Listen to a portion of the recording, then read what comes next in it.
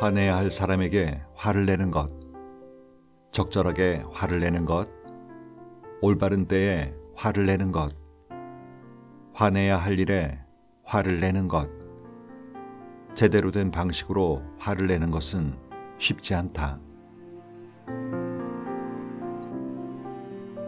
책 읽는 다락방의 제이입니다. 사소한 일인데도 느닷없이 과격하게 성을 낼 때 불같이 화를 낸다고 얘기를 합니다. 이 화에 해당하는 한자가 불화이니 말 그대로 평상시와는 다르게 거센 불길처럼 분노를 참지 못하고 표출하는 걸 말하는데요. 이 화는 곧 상대에게도 점화되어 싸움으로 번지는 경우가 종종 있습니다. 그렇게 한참 서로 잡아먹을 듯이 싸우고 나면 이게 싸울 일이었나 싶을 때도 있고, 심지어 왜 싸우게 됐는지 그 발단조차 잊어버릴 때도 있죠. 승자도 패자도 없고 그저 싸우면서 주고받은 막말로 서로의 마음에 상처만 남고 정만 떨어집니다. 그런데 이런 경우를 자세히 들여다보면 사소한 시비가 싸움의 발단일 뿐 문제는 사실 다른 곳에 있을 때가 많습니다. 오늘 소개해드릴 책은 모기 뒤에 숨은 코끼리인데요. 이 책의 저자인 에른스트 프리트 하니슈는 독일 미넨에서 다양한 심리질환에 대한 통합적인 치료 방식을 지향하고 40년간 상담과 치료를 해오면서 심리치료사를 양성하고 있다고 합니다. 이 책의 또 다른 저자인 에바 분더로 또한 란추트 대학의 사회복지 심리학과 교수이면서 부부 및 가정상담 심리치료사로 일하고 있습니다. 독일 속담에 모든 모기를 코끼리로 만들지 말라는 말이 있는데요. 이유 없이 이를 지나치게 부풀리거나 너무 예민하게 반응할 때 쓰는 말입니다. 이 책의 제목인 모기 뒤에 숨은 코끼리는 의미에 있어서 이 속담과는 결이 좀 다른데요. 문제의 원인이 겉으로 보기에는 별것 아닌 것처럼 보일지 모르지만 그 배후에는 코끼리처럼 분노의 근본 원인이 숨어 있다는 뜻이죠. 저자들은 사소한 일에 흥분하는 행동의 원인을 탐색하다 보면 흥분을 일으키게 한 그 일 이전에 이미 인간의 기본 욕구가 손상되어 있음을 발견하게 된다고 합니다. 그들은 계속되는 상처로부터 자신을 보호하고자 온갖 노력을 했지만 결과적으로 큰 소득이 없을 때가 많은데요. 이 화로부터 벗어나기 위해서는 흥분하게 된 원인 뒤에 숨겨진 자신의 기본 욕구가 무엇인지 알고 그 욕구를 존중하기 위해 적절한 생각과 조치를 해야 한다고 합니다. 다시 말하면 사람은 이유 없이 사소한 일에 흥분하지 않는다는 거죠. 이 책은 4가지 각기 다른 사례를 들어 이 주제에 대해 원인과 전개 과정, 또 해결 방안에 대해 설명하고 있는데요. 오늘은 이 가운데 안나와 페터 부부의 사례를 중심으로 이와 관련된 이야기들을 부분 발췌하여 소개해드리겠습니다.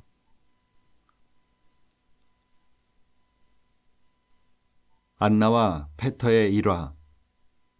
양말에 짜증을 내다.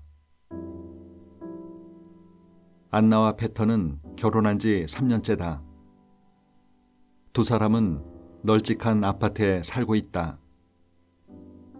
안나는 그다지 까다롭지 않은 파트타임 재택근무를 하면서 살림을 돌보고 페터는 중급 관리직에서 일한다. 오늘도 페터는 저녁 8시가 되어 기진맥진한 채 퇴근한다. 오늘은 어땠어? 라는 안나의 인사에 그는 그저 낮은 신음소리로 대답을 대신한다. 그는 코트와 재킷, 넥타이를 벗은 다음 안락 의자에 푹 쓰러진다. 안나는 이런 행동이 무엇을 말하는지 알고 있다. 배터리가 방전됐어. 난 휴식이 필요해. 이런 상황에서 자신의 하루는 어땠는지 남편이 되물어주기를 기대해봤자 허사다. 그래서 그녀는 최대한 감정을 절제하며 말한다. 주방에 먹을 게 좀 있어. 그리고 냉정한 말투로 이렇게 말한다. 이따가 침실에 있는 당신 양말이랑 신문들 좀 정리해주면 좋겠어. 그러자 패턴은 짜증난 목소리로 대답한다. 또 그 소리야?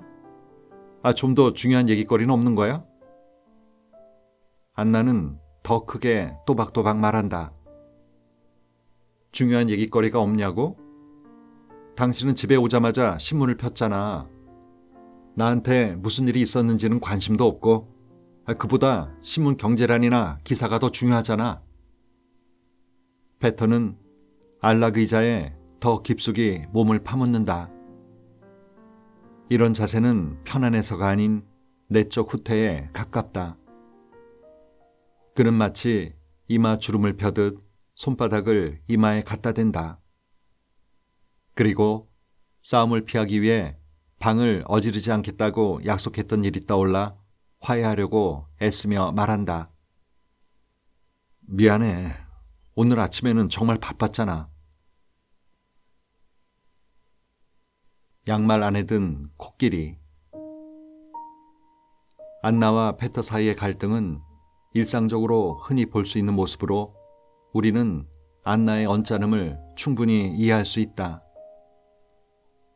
부부가 정리에 대한 생각을 조율하기란 쉬운 일이 아니지만 이는 그저 갈등의 한 영역일 뿐이다.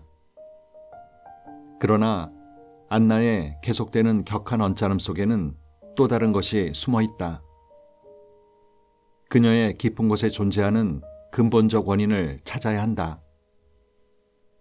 좀 더 자세히 들여다보면 두 사람의 중요한 기본 욕구가 어떻게 충돌하는지, 각각의 거대한 코끼리를 인식하는 것이 얼마나 어려운 일인지 알 수 있다.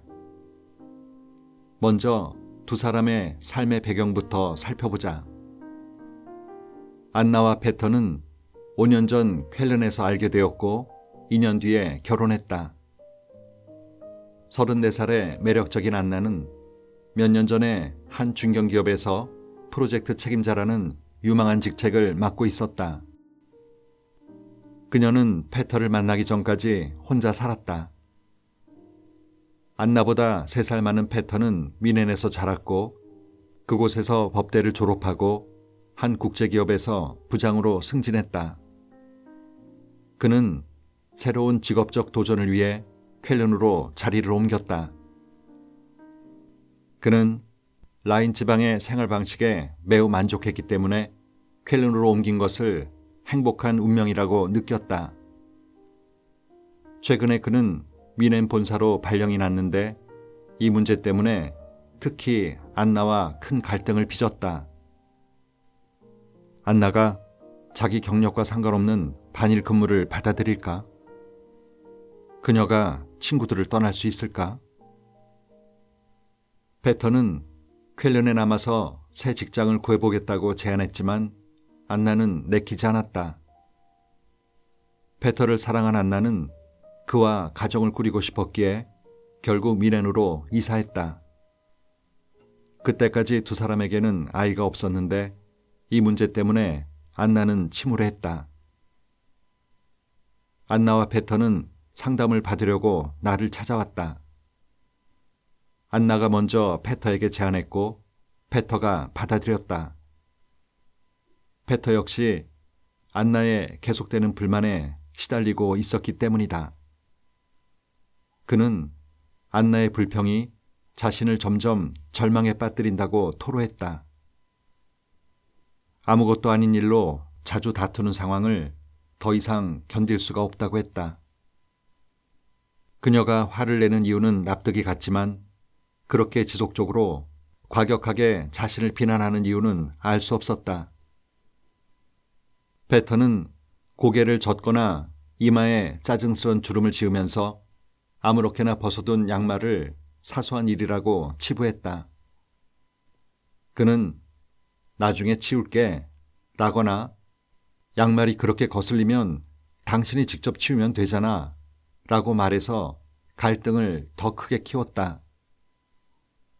그들은 아무렇게나 널려있는 양말의 의미를 제대로 인식하지 못했기 때문에 계속해서 싸웠고, 그들을 흥분하게 만드는 좀 더 근본적인 원인을 알지 못해 대화를 나눌 수도 없었다. 그냥 싫단 말이야 라는 안나의 해명에서는 어떤 인식도 찾기가 어려웠다.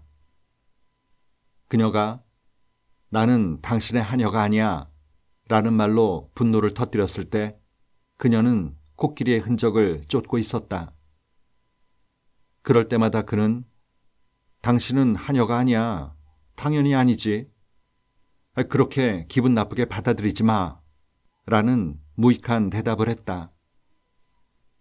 이따금씩은 비아냥거리는 말투로 발끈하기도 했다. 이게 당신을 행복하게 하는 거라면 앞으로는 양말을 절대로 아무데나 벗어두지 않을게. 그리고 이렇게 덧붙였다. 그러니까 제발 불평 좀 그만해.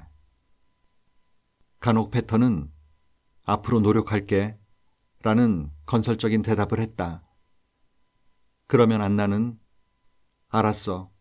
그런데 당신이 약속을 지키지 않으면 아무 의미가 없어 라고 말했다. 안나는 나에게 이렇게 말했다.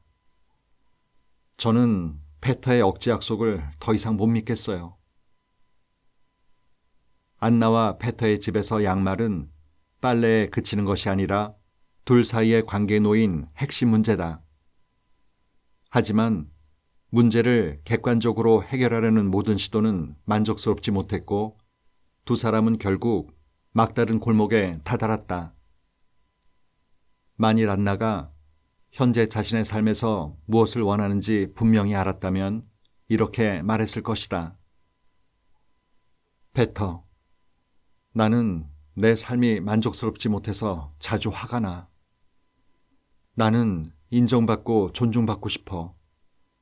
그런데 지금 난 뭘 하고 있지? 내 일상은 대부분 정리하는 거잖아. 나는 더 흥미로운 일을 찾고 싶어.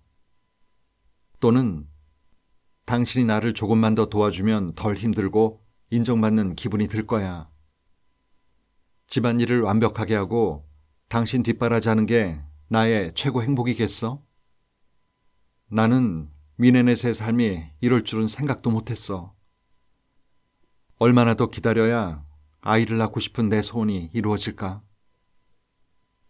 차마 말을 꺼낼 순 없었지만 그녀가 느낀 것은 솔직히 나는 당신이 부러워. 즐거운 직장 생활을 할 수 있는 당신이, 인정받는 당신이, 성공을 경험하는 당신이 부럽단 말이야. 가끔은 중요한 일 때문에 생기는 당신의 직장 문제도 부러워. 이제 코끼리의 윤곽이 서서히 보일 것이다. 근본적인 불만을 인정하지 않는다면 광범위한 문제가 나타날 수 있다. 안나는 자신이 인정, 이해, 자기 결정과 같은 기본 욕구가 충족되지 않아서 종종 화가 났다는 사실을 지금까지 알지 못했다. 그녀는 자신의 불만을 보다 정확하게 바라보는 것이 두려웠고 본질적인 원인은 그렇게 몸을 숨기고 있었다. 그녀의 부모님은 무엇보다도 자신의 의무를 다하고 그것을 지키며 살아야 하고 원하건 원치 않건 응당 해야 할 일을 하며 살아야 한다는 본보기를 보여주었다. 그러므로 안나의 내적 프로그램은 전반적으로 다른 사람들을 배려해야 해. 이기적이어서는 안 돼. 청결은 매우 중요해. 같은 명령으로 구성되어 있었다. 안나는 완벽한 수준에 이르려는 노력이 마치 자기 삶의 질서를 바로잡는 적합한 수단인 것처럼 행동한다. 규범을 따르라. 그러면 당신의 안정을 위태롭게 만드는 모든 위험과 당신의 삶을 통제할 수 있다는 모토에 따라서 말이다. 안나는 자신이 처하는 많은 상황에서 부모님이 보여준 본보기와 묻지도 따지지도 말고 자신의 의무를 지켜야 한다는 교육 방식에 영향을 받았다. 그런데 갈등을 일으키는 질문, 즉 의미 충족과 삶의 만족이라는 문제에 맞서는 안나의 보호 기제는 매우 편협해 보이며 그녀의 남다른 성찰 능력과도 모순된다. 그녀에게는, 그리고 그녀의 남편에게는 중요한 기본 욕구의 좌절을 문제 삼는 것보다 양말을 문제 삼는 것이 더 수월하다. 인생사를 자세히 들여다보지 않고서는 불만을 심적으로 처리하는 방식을 이해하기 어렵다. 이러한 처리 과정은 안나의 외적 이미지, 그녀의 확실한 행동과 직업적 능력, 외형적으로 나타나는 그녀의 자주성에도 들어맞지 않는다. 안나의 감정과 반응을 이해하기 위해서는 좀 더 심층적인 층위를 살펴야 한다. 그녀의 인생사를 관찰하면 그녀의 코끼리가 모습을 드러낼 것이다. 이제 페터에게 관찰의 초점을 옮겨보자. 페터에게 가장 큰 문제는 아내의 반복되는 불만이다. 페터는 근본적으로 아내의 끊임없는 불평이 마음에 걸리기보다 아내가 자신과 함께하면서 행복해하지 않는다는 사실이 더욱 불안하다. 안나에게 필요한 것을 주지 못한다는 사실이 두렵다. 그는 자신이 그녀의 행복을 책임져야 한다고 느끼고 특히 그녀가 자신 때문에 그리고 아이를 갖고 싶은 바람 때문에 직업적 야망을 포기했다고 생각한다. 그러면서도 그는 자신의 경력과 그에 따른 인정도 포기하고 싶지 않다. 이런 딜레마에서 페터의 죄책감이 생겨난다. 하지만 그는 이를 인정하고 싶지 않다. 우리가 예감할 수 있는 페터의 코끼리에 대해 좀 더 살펴보아야 한다. 페터와 안나의 갈등을 보면 널브러진 양말이 이 부부에게 모기인지 아니면 코끼리인지가 명확하게 드러난다. 페터가 양말로 벌어진 다툼을 대수롭지 않게 생각하는 반면 안나는 매우 중요한 의미가 좌절되었다고 느낀다. 페터는 복잡한 갈등에서 비켜나기 위해 양말 문제를 모기처럼 사소하게 생각하지만 안나는 계속해서 신경 쓴다. 그녀는 정리정돈을 위해 노력하고 자신의 관심사에 귀를 기울이려고 한다. 말하자면 모기 안에 코끼리가 들어있는지 아닌지는 견해상의 문제다. 두 사람 모두 이 문제가 코끼리의 문제라고 예감했다면 각자의 이해관계에 따라 훌륭한 싸움을 할 수도 있었다. 하지만 그들은 이 사실을 인정하려 하지 않았다. 페터의 코끼리. 나의 경계를 정할 수가 없어. 널브러진 양말 때문에 생긴 부부 갈등은 두 코끼리가 충돌해서 생겨난다. 이들 부부의 문제가 무엇보다도 안나의 불만족에서 시작되었다는 인상을 불러일으킨다. 이를테면 안나가 페터를 지속적으로 비난하지 않고 페터의 머릿속이 나뒹구는 양말보다 더 중요한 생각으로 가득 차 있음을 인정했다면 아무 일도 일어나지 않았을 것이다. 페터는 처음에 이렇게 피상적인 시각으로 문제를 바라보았다. 안나가 이제 불평 좀 그만했으면 좋겠어요. 페터는 하루 종일 회사에서 고되게 일하고 퇴근한 날에는 자신을 그냥 내버려 두었으면 좋겠다고 생각한다. 너무 지치고 휴식이 필요하다는 것이다. 이런 관점에서 보면 그는 자신을 이해해주기 바라는 기본 욕구가 충족되기를 요구하고 있다. 그렇지만 아내의 비난에 마냥 화를 낼 수는 없다. 페터는 미네노로 이사하면서 아내가 얼마나 많은 것을 포기했는지, 그녀가 자신의 일을 얼마나 그리워하는지, 비어있는 아이방을 보면서 그녀가 얼마나 아이를 갖고 싶어 하는지 너무나 잘 알고 있다. 게다가 사랑도 점점 식어가는 것 같고 자신이 세심한 배우자가 되지 못하고 둘만의 부부 생활에 시간과 에너지를 거의 쏟지 못하고 있다는 사실도 알고 있다. 패터는 이런 상황에 책임을 느낀다. 패터는 무엇 때문에 이런 문제에 대해 상대방과 함께 이야기하고 해결책 찾는 것을 어려워할까? 그는 왜 신문 뒤에서 자신과 죄책감을 숨기는 것일까? 이를 좀 더 깊이 이해하기 위해 이번에도 그의 지난 삶을 살펴봐야 한다. 패터는 외동으로 자랐다. 열차 기관사였던 아버지는 집을 자주 비웠기 때문에 어머니가 주로 패터의 교육을 맡았다. 어머니는 패터가 태어나기 직전까지 간호사로 일했고 이후에는 오로지 아들 양육에만 전념했다. 그녀는 언제나 패터 곁에 있었고 패터는 그녀의 삶의 중심이자 모든 것이었다. 패터는 어렸을 때 생일 파티를 즐겁게 기억한다. 많은 친구를 초대했고 어머니는 언제나 재미있는 놀이를 제안했다. 어렸을 때 그는 언제나 왕자였고 중심에 있었다. 지금 생각해보면 패터는 어머니에게 가장 사랑스러운 존재였고 늘 어린아이였다. 그러다 보니 어머니는 그의 반항과 거부를 받아들이기 힘들어했고 그에게 자유를 허락하려고 하지 않았다. 패터가 제 시간에 집에 오지 않으면 그녀는 곧바로 불안해했고 그가 돌아오면 잔소리를 퍼부었다. 패터는 종종 자신만의 상상에 빠졌다.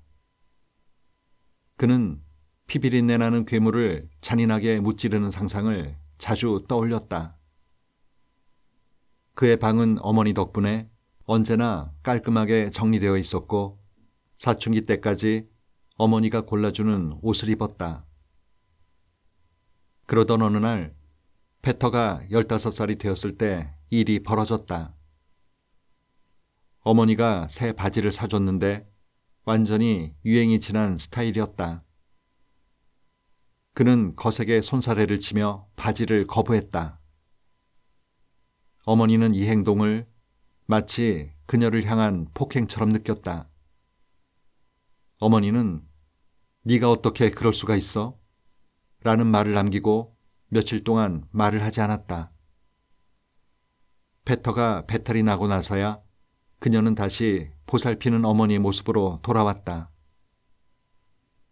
20살에 대학에 가기 위해 독립했을 때도 그는 양심의 가책을 느꼈다. 집에서 가까운 대학에 가라는 어머니의 소원을 들어주지 않았기 때문이다. 한편 아버지와의 관계는 완전히 달랐다. 아버지는 양육에 전혀 개입하지 않았지만 패터를 자랑스러워했다. 이를테면 어릴 때는 패터의 학업 성적을, 나이가 들어서는 패터의 직업 경력을 자랑스러워했다. 패터는 어머니보다 아버지를 더 사랑했는데 아마도 아버지가 곁에 있었던 적이 거의 없었기 때문일 것이다. 가끔은 어머니가 아버지를 질투하는 것처럼 보이기도 했다. 패터는 자신이 아버지와 함께 취미로 뭔가를 만들고 있을 때면 항상 어머니가 나타나 숙제 먼저 끝내라고 경고하던 기억이 떠오른다. 패터는 전반적으로 자신이 아동기와 청소년기를 큰 걱정 없이 보냈다고 생각하며 어머니의 과잉 배려를 완전히 이해한다. 엄마들은 다 그렇다고 말이다. 어쨌든 그는 잘 자랐고 자신의 삶에 만족할 수 있게 되었다고 말한다. 그런데 약점을 치유할 수 없는 가시가 하나 남아있다. 자율성과 경계 설정에 대한 패터의 기본 욕구는 아들을 독차지하려는 어머니의 사랑과 늘 마찰을 빚었다. 패터는 언제나 어머니에게 사랑스러운 아들이 되어야 한다는 임무를 무의식적으로 수행하고 있었다.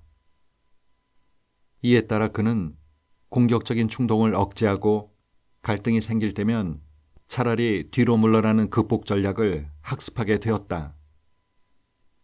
그 대가로 죄책감이나 앙심을 숨길 수 있었다. 여기서 모기 안에 들어있는 페터의 코끼리를 어렵지 않게 인식할 수 있다. 납득할 수 있는 아내의 불만족은 한편으로는 서로의 이해관계가 충돌한 갈등 속에서 타협을 위한 배우자로서의 대처 능력을 떠올린다. 다른 한편으로 사소한 계기에서 시작된 안나의 질책은 과거의 죄책감과 억눌린 공격성을 건드린다. 신혼 시절의 패턴은 부부싸움을 하다가 안나를 이렇게 비난했다. 당신은 가끔 우리 엄마 같아. 하지만 나중에 자신의 코끼리를 인식하고는 이렇게 인정했다. 저는 가끔 제가 아이처럼 느껴져요. 안나의 코끼리. 사람들에게 인정과 존중을 받고 싶어. 안나는 자신만의 가족을 만들고 싶은 간절한 소망과 사랑스럽고 끈끈한 애착관계를 얻기 위해 많은 것을 희생했다. 이것만으로도 이미 그녀가 무엇을 불만스러워하는지 알 수 있다. 퀼런에서 혼자 지낼 때 그녀는 독립심과 직업적 인정에 대한 중요한 기본 욕구를 충족시킬 수 있었다. 하지만 그 대가로 끊임없이 다른 사람들의 기대, 말하자면 회사의 규칙에 응해야 했다. 취미나 다른 여가 생활을 할 시간은 거의 없었다. 일에 대한 부담감 때문에 친구들과 제대로 연락하지 못했다.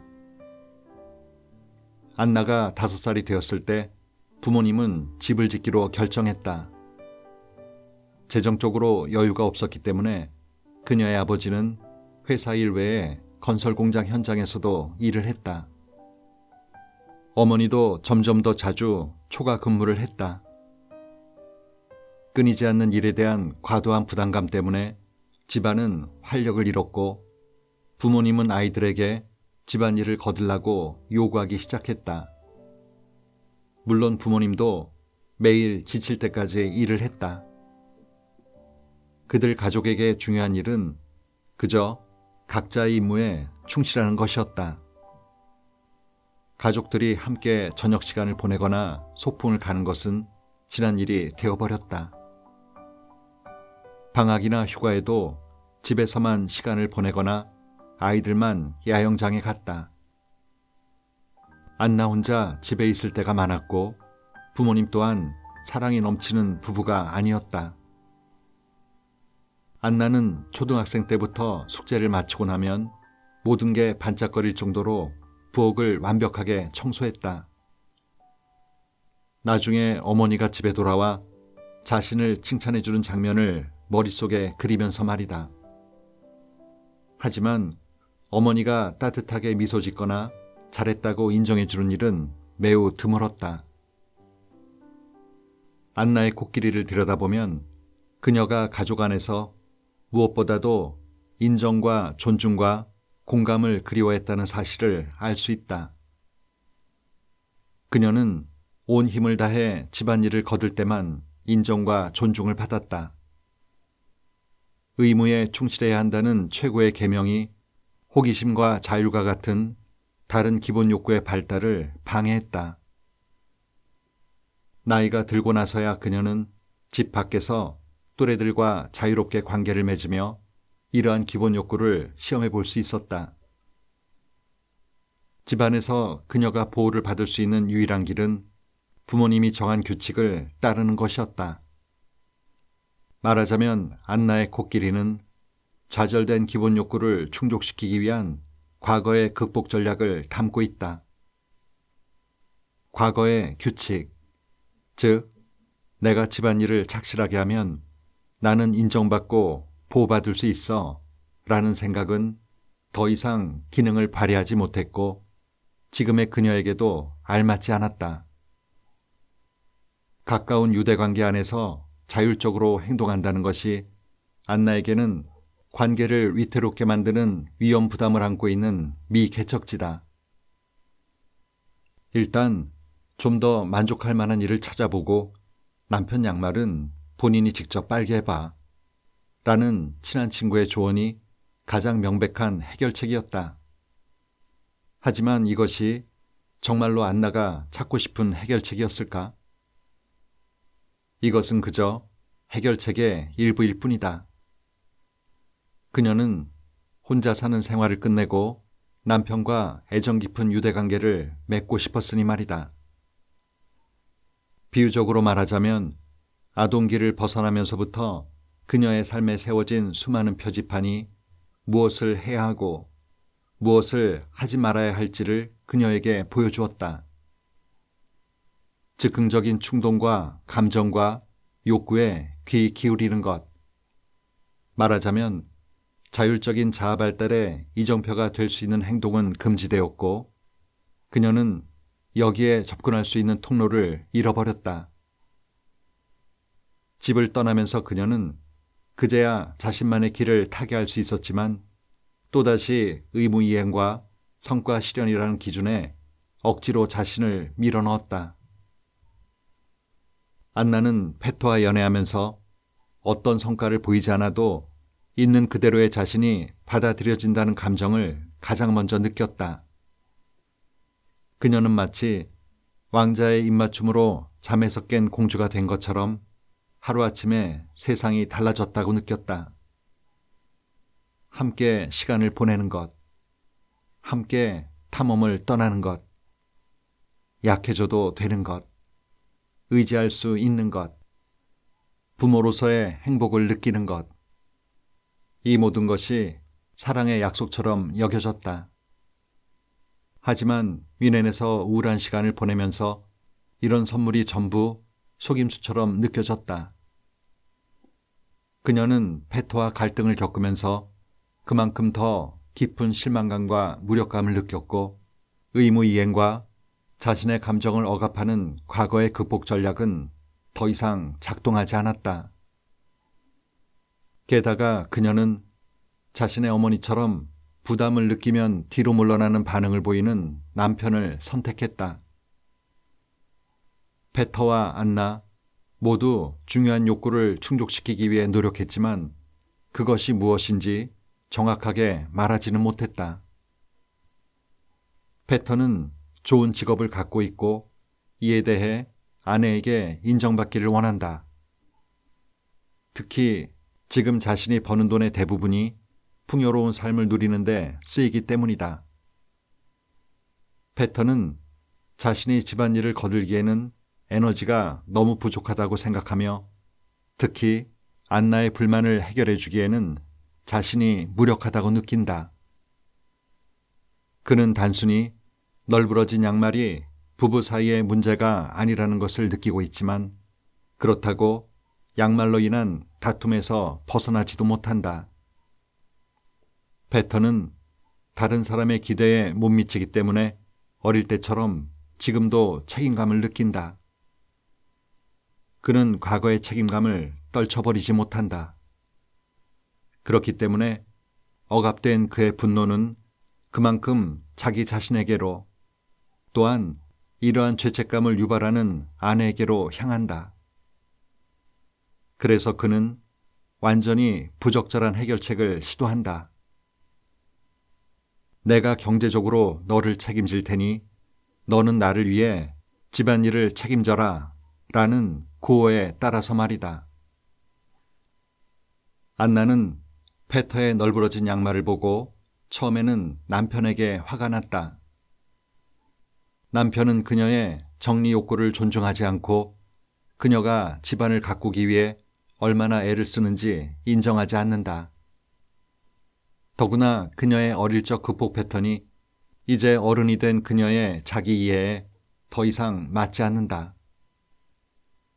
어머니나 남편의 미소를 위해 모든 것이 반짝거릴 때까지 청소하는 것이 정말로 현재 그녀에게 최고의 행복이 될 수 있겠는가? 여기에는 그녀가 자신의 독립적인 삶을 통해 극복할 수 있다고 믿은 어릴 적의 의존성이 반영되어 있다.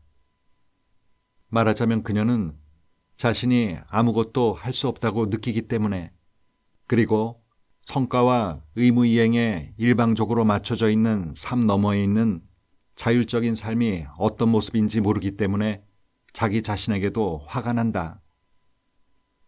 그녀는 부모님과 함께 살 때 자신의 욕구를 느끼고 표현하는 것, 다른 사람들의 기대에 선을 긋는 것, 그럼에도 사랑과 보호를 받는 것이 무엇인지 본보기를 발견하지 못했고 이를 이해하지도 못했다. 이런 배경에서 보면 널브러진 양말은 그녀에게 사소한 것 이상이며 과거의 감정과 부적절한 자기보호 프로그램을 불러일으킨다. 하지만 이는 결국 또다시 다른 사람의 기본 욕구를 해치는 결과를 초래한다. 두 사람 모두 각자의 자기보호 프로그램과 충돌하고 있기 때문에 이 모든 갈등은 점점 고조된다. 그렇게 되면 상대를 더욱더 이해하지 못한다. 근본적인 욕구는 겉으로 인식되지 않기 때문에 대화의 주제가 되지 못하기 때문이다. 경험상으로 볼 때 자신의 욕구를 분명하게 의식하는 것은 간단한 일이 아니다. 서로 다른 욕구 사이에 어떤 갈등이 존재하는지 인식하는 것은 더욱 어렵다. 삶에서 변화를 피하려고 하거나 독립심에 큰 가치를 부여하는 이유를 정확하게 말할 수 있는 사람이 있을까? 그 사람에게 안정은 얼마나 큰 의미일까? 존중은 그 사람에게 어느 정도로 중요할까?